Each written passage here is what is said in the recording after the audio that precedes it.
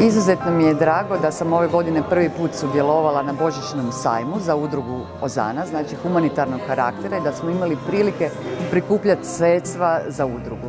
Nadam se da će ovo prijeći u tradiciju i da ćemo sljedeće godine imati još veći odaziv.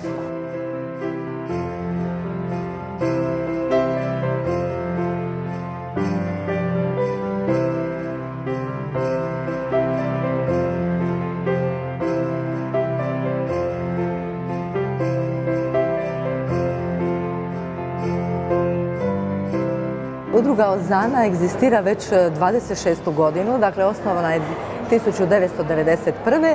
a odmah potom, negdje 2002. osnovana je i ustanova Centar Ozana. Dakle, mi skrbimo, brinemo, provodimo psihosocijalnu rehabilitaciju za djecu s teškoćama u našem predškolskom programu unutar udruge i takav program kreativnih radionica u Centru Ozana. Trenutno skrbimo od više od 50 korisnika koji su svakodnevno u našim programima, dakle ovi mali u predškolskom, a ovi veliki u raznim kreativnim radionicama, počevši od filcanja vune, slikanja, keramike, šivanja, oni plešu, glume, oni plivaju svakog petka. Imamo jedan zanimljiv program što je kraj kafea, gdje uključujemo članove lokalne zajednice da se druže s nama.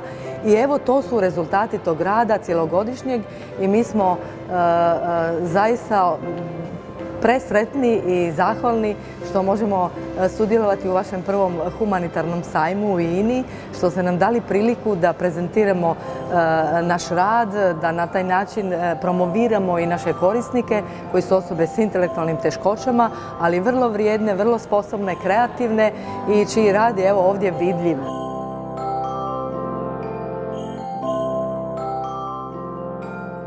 Odazvala sam se na ovaj božićni sajam zato jer volim sudjelovati u ovakvim humanitarnim akcijama. Dva moja nećaka su bila isto članovi ovog vrtića, Ozana. Voljela bi da INA još organizira takve akcije i u Zagrebu i naravno na terenu. Zadovoljstvo nam je pridružiti se prvom humanitarnom božićnom sajmu u INI. Interesantno je biti dio ovih radionica i participirati u kupnji znači predmeta koji su naši zaposlenici postavili radi dobrotvornih svrha. U ime svih iz Ozane mi često kažemo malih i velikih Ozanovaca, sretan vam Božić, svi blagdani koji slijede, odmorite se, uživajte sa svojima i poklonite im nešto lijepo.